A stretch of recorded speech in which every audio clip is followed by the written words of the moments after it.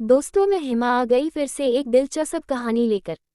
और गुड्डी में से एक को ही चुनना पड़ेगा। आप पूरे समाज के सामने कभी भी शराब न पीने की शपथ ले और गुड्डी से गाली गलौज न करने का वचन दे, तभी विदा के बारे में सोचा जा सकता है। गुड्डी के पति का गुस्सा तो 7वें आसमान पर था और गुड्डी को तलाक की धमकी देकर बिना गुड्डी को लिए अपने घर लौट गया। बिना बहू के लौट कर आने पर रामू के माता पिता आश्चर्यचकित थे। जब रामू ने उन्हें गुड्डी के निर्णय के बारे में बताया तो वह भी अंदर ही अंदर बहुत खुश हुए, क्योंकि वह भी चाहते थे कि रामू की शराब छूट जाए। शराब छुड़ाने के लिए माँ बाप ने भी काफ़ी प्रयास किए थे, परंतु सफल नहीं हो सके।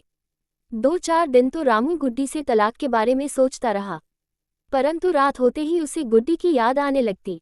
माता पिता ने भी उसे समझाया कि शराब छोड़कर गुड्डी को ले आए, अन्यथा तलाक होने पर उसकी दूसरी शादी असंभव ही होगी।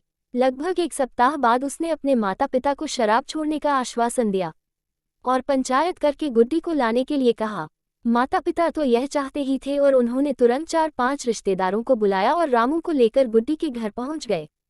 पंचायत में रामू ने शराब को हाथ न लगाने का नियम और गुड्डी को प्यार से रखने का आश्वासन दिया।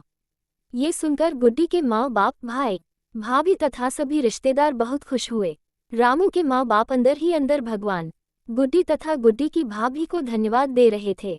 धूमधाम से गुड्डी की विदाई हुई और जाते जाते भाभी ने गुड्डी को एक चिकुटी भरी। गुड्डी भाभी से एक बार पुन लिपट गई। आज गुड्डी पुन ससुराल आई थी। दिन में सास और पड़ोसियों से मीठी मीठी बातें कर शाम को अपने कमरे में पहुंची और कमरे को गुलाब के फूलों से सजाया। रात्रि में सुहाग के जोड़े में पलंग पर बैठकर पति का इंतजार करने लगी।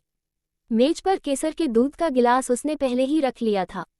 रामू आज 8:00 बजे घर आ गया और सीधा अपने कमरे में पहुंचा।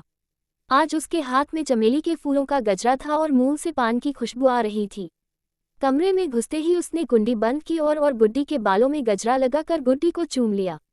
कुर्ते की जेब से एक चांदी का नेकलेस निकालकर गुड्डी के गले में डाल दिया।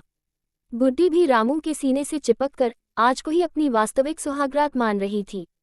इस समय भी वह मन ही मन अपनी भाभी को धन्यवाद देना नहीं भूली। दोस्तों, अगर वीडियो अच्छी लगे तो चैनल को सब्सक्राइब कर देना। हम आपके लिए ऐसी है वीडियो लाते रहेंगे।